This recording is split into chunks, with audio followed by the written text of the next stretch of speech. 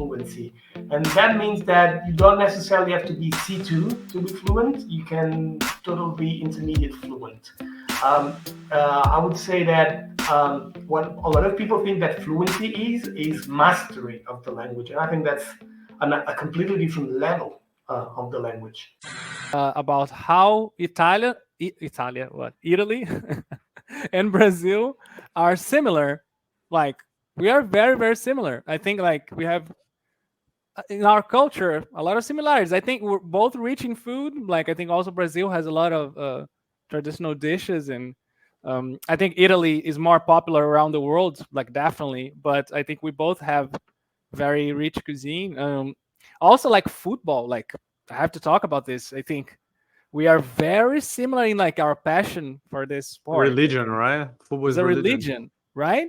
I think like also like especially in places like Naples, because you have a strong team, a strong club. There's a traditional club.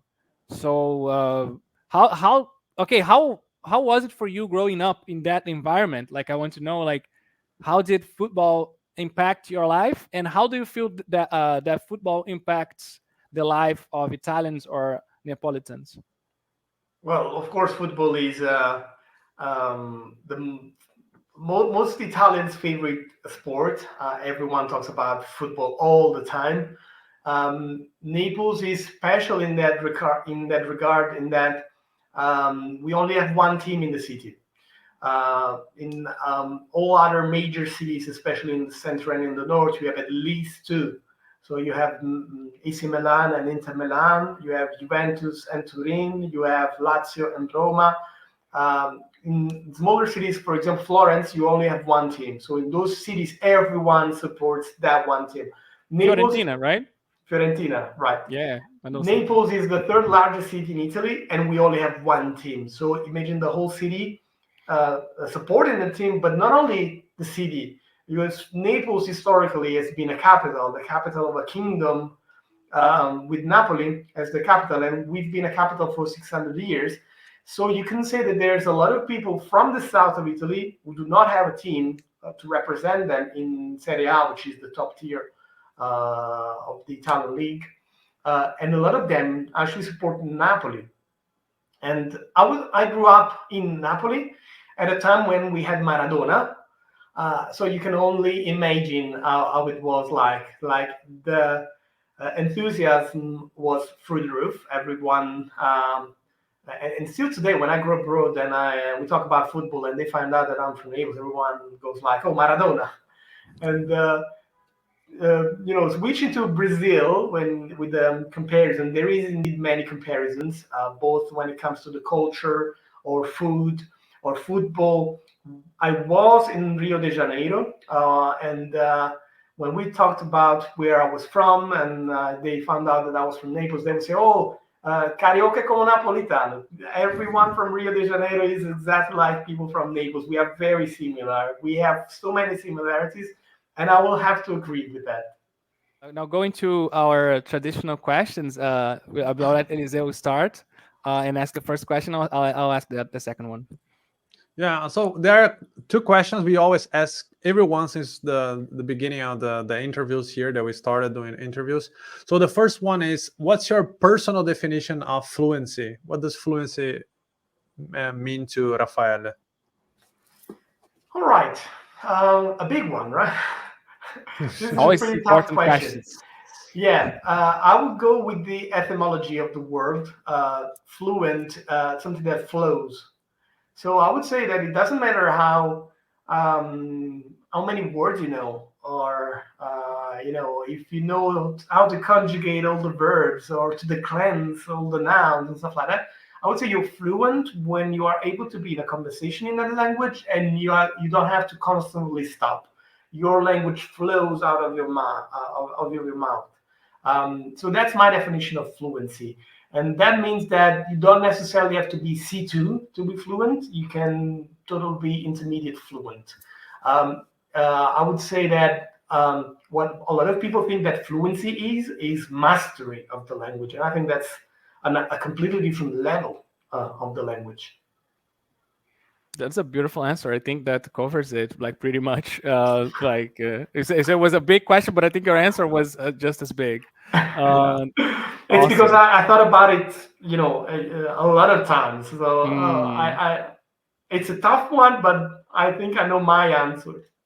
yeah, absolutely. I think like sums up brilliantly. I have to agree 100%. What does being a polyglot mean to you?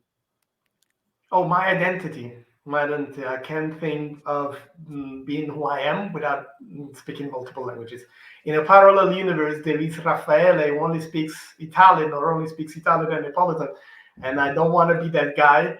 Um, I like languages. I learn languages to discover the world.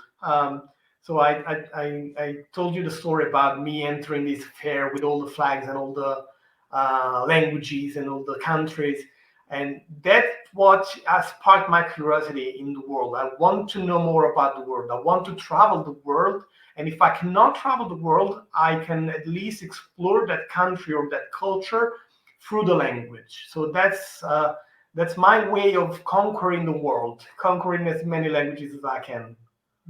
You've been to all continents, right? Uh, Possibly. Uh, Antarctica, does that count as a continent? Yeah. I've been to South America because I've been to Brazil. North America, I've been to the United States. Europe, we don't have to cover that. Africa, I've only been in the north of Africa. I saw Egypt and Tunisia.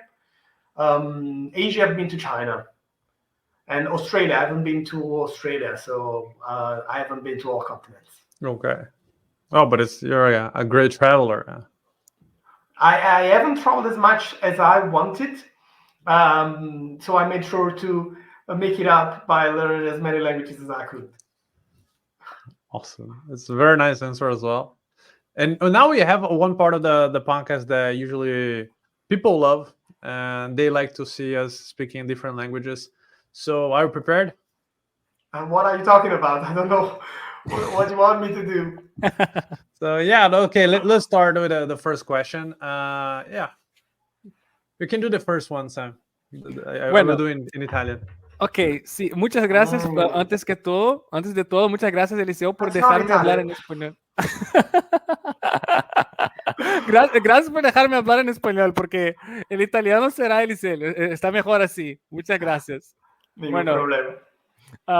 ¿el napoletano te ayudó con el castellano? ¿Crees que napoletano ayuda con el castellano?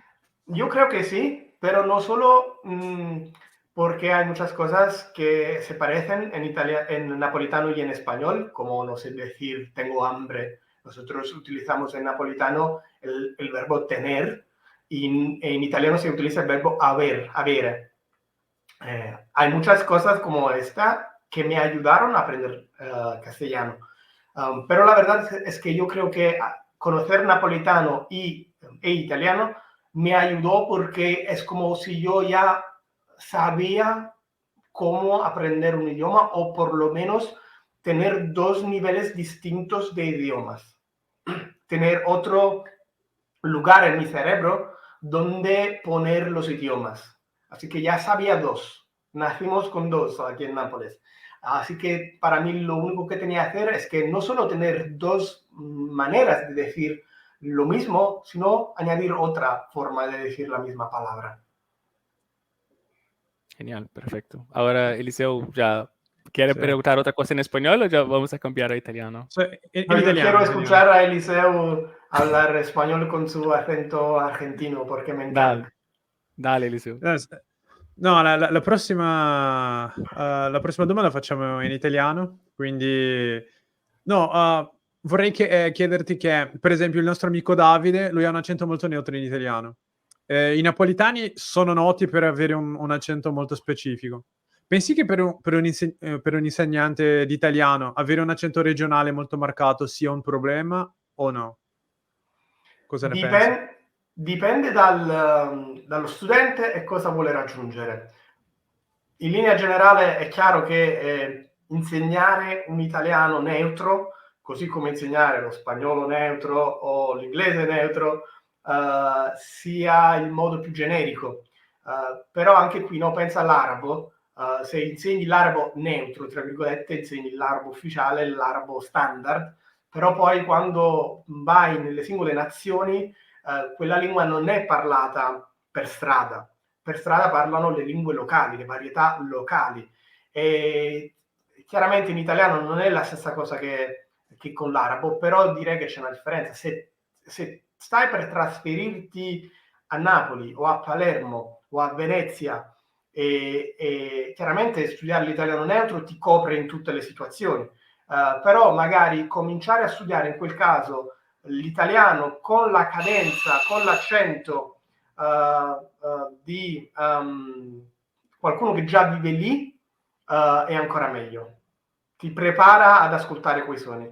Sì. Allora, grazie Eliseu per aver chiesto in italiano. Adesso non devo chiedere niente in italiano. Andiamo al português adesso. Você fala português muito bem. A gente conversou aqui também antes de gravar o episódio e o seu português realmente é muito bom. Por que você escolheu o português brasileiro e como você faz para não falar portunhol ou portuliano, né? Portuliano, sim. Não sei. Meu português não é tão bom que você fala, mas sim, eu decidi aprender português do Brasil por causa do futebol. Eu já falei que eu sou fanático do futebol. Mengão. Na verdade, eu comecei a aprender seriamente espanhol por causa de um jogador de futebol brasileiro, o Ronaldo Fenômeno.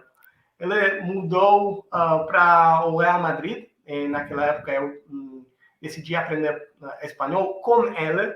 Eu leia todos os dias as notícias na internet sobre o que o Ronaldo fazia no Real Madrid e tudo isso.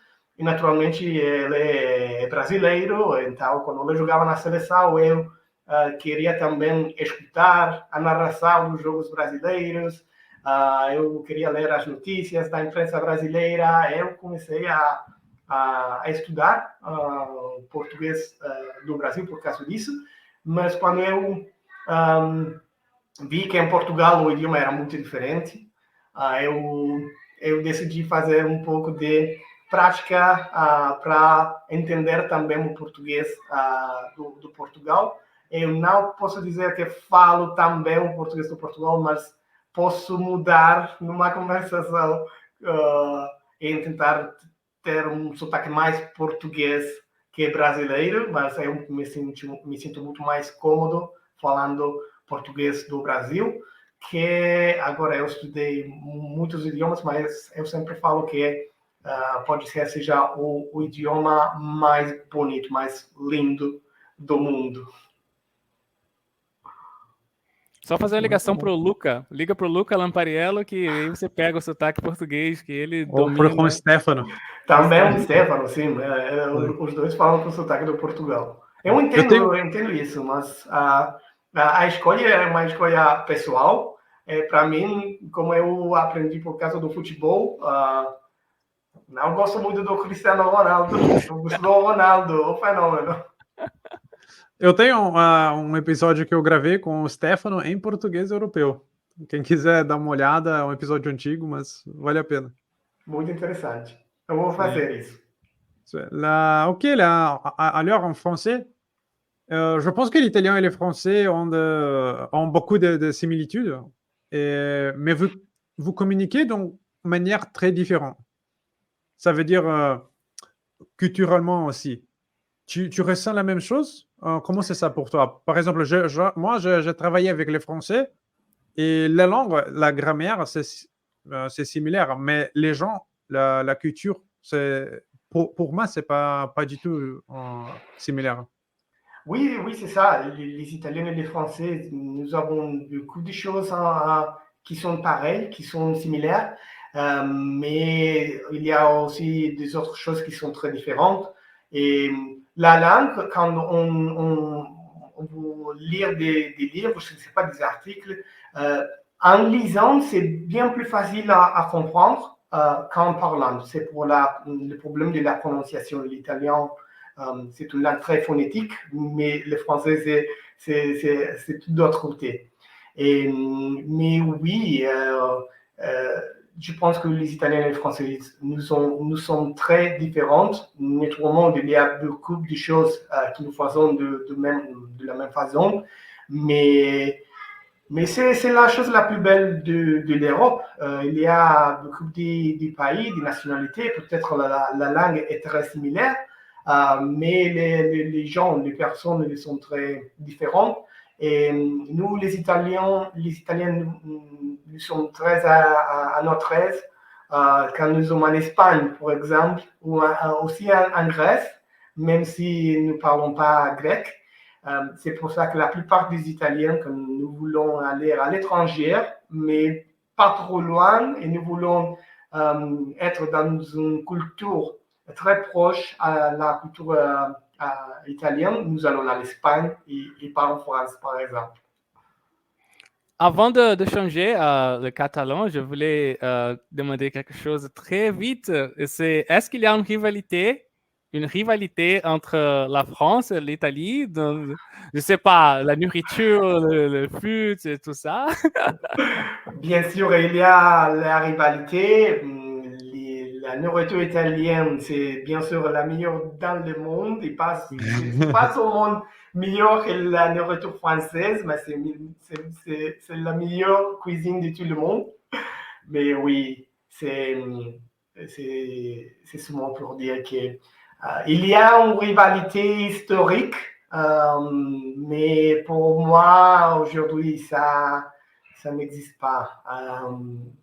J'aime la culture française, c'est différent de la culture italienne, mais j'aime aussi la littérature française, tout ce que la France a donné, pas seulement à la France, à l'Europe, mais à tout le monde. Et la rivalité, oui, c'est bon dans le, je sais pas, dans le football, dans le sport, mais pas dans la vie de tous les jours. Super, c'est une très bonne question. Hein. Oui, en catalan. Crec que San, elle no parla català. Doncs jo no parlo molt bé català, vaig oblidar el català. Però no hi ha molta gent que parla català. Doncs com crees l'oportunitat per practicar el català? No tinc cap oportunitat de parlar català. Tinc els amics d'Easy Catalan i vaig fer un episodi en el podcast d'Easy Catalan. Va ser molt interessant, però la veritat és que algunes vegades jo no aprenc idiomes per parlar amb tothom. Jo aprenc idiomes només per a conèixer una nova llengua, per conèixer una nova cultura, per a mi mateix. Naturalment, si hi ha l'oportunitat de poder parlar amb les persones que parlen l'idioma, molt bé. Però per a mi això no passa amb el català. No tinc amics català com els que poder parlar tots els dies, però m'agrada molt la ciutat de Barcelona i Catalunya com a regió, i quan puc viatjar a Barcelona m'agrada dir a tothom que jo parlo català perquè vull practicar. És la meva única opció de poder parlar català amb les persones. I és una mica com quan hem parlat de napolità i italià. Si parles espanyol a Barcelona, tothom et pot entendre, però si parles català, molt millor. Pots veure que hi ha una altra connexió entre tu i l'altra persona. Ich habe Katalanisch verstanden. Nicht alle, aber ein bisschen. Ja, also ich habe auch eine Folge auf Katalanisch mit Easy Catalan aufgenommen, aber ich weiß nicht, lange her, vor 2 Jahren. Also ich erinnere mich nicht daran, aber ja, das habe ich auch gemacht. Also damals konnte ich besser Katalanisch sprechen. Oh, ich wusste das nicht. Das ist sehr interessant. Aber wenn du schon Französisch, Italienisch, was noch, Spanisch natürlich. schon, wenn du schon sprechen kannst, dann Katalanisch ist ganz einfach. Natürlich muss man etwas studieren und lernen, aber du kannst schon etwas verstehen, auch wenn du gar nichts gelernt hast. Das stimmt. Also Rapid Fire. Ich weiß nicht, wie sagt man Rapid Fire auf Deutsch, aber ich sage es auf Englisch. Rapid Fire jetzt. Ich höre immer, dass Deutsch eine sehr schwierige Sprache ist. Glaubst du das auch? Glaubst du, dass Deutsch schwierig ist? Das ist schwierig, aber noch nach Deutsch habe ich auch andere Sprachen gelernt und natürlich jetzt weiß ich, dass Deutsch ist nicht schwieriger als Japanisch oder Chinesisch oder auch Russisch. Ich glaube, dass Russisch ein bisschen schwieriger ist als Deutsch, aber wenn du nur Italienisch oder Spanisch oder Portugiesisch sprechen kannst, dann vielleicht glaubst du, dass Deutsch schwierig ist. Wenn du schon Englisch sprechen kannst, dann ist es ein bisschen einfacher. Aber ich glaube, das ist nur eine Frage der Zeit. Wenn du die Zeit an jedem Tag verbringst, um ein bisschen Deutsch zu lesen oder hören oder üben, dann vielleicht nicht nach ein Jahr oder 2 Jahren, aber nach 3 Jahren kannst du sehr gut Deutsch verstehen und vielleicht auch sprechen. Super. Я согласен. Поэтому наш вопрос на русском языке будет очень легче. Но я хочу знать, ты говоришь только на одном славянском языке? И почему русский? Я не уверен, что я готов говорить по-русски. Это первый раз, что я говорю по-русски. Я изучаю русский уже 1 год. И я решил изучать русский, потому что я не говорил славянские языки. И я решил начинать с русском, потому что это самый большой язык из славянских языков. Я знаю, что я буду делать много ошибок, но когда я изучаю иностранные языки, у меня 2 фазы. На первой фазе я только слушаю и только читаю. И во второй фазе я тоже начинаю немного говорить. И сейчас я уже еще в первой фазе, и я думаю, что я буду немного говорить после этого на русском. Ты говоришь очень хорошо. Молодец. Ты говоришь лучше от меня. Я учу русский. Я думаю, что долго. Я не знаю, если это точно. Али, это сербский. Ну вот. Мой сербский лучше от мой русский, тогда это не легко для меня. Да, я понимаю, но я знаю, что мне надо еще много делать, я только знаю немного слова, но я тоже знаю, что я буду изучать каждый день 40 минут, 45 минут, и после 2 года я буду говорить лучше и быстрее. Ты говоришь лучше, чем я. Я живу в Варшаве, но я говорю по-русски Это неправда. почти каждый день. Может быть. Мы знаем. Вот, so these were all our questions in all languages. We spoke in 1, 2, 3, 4,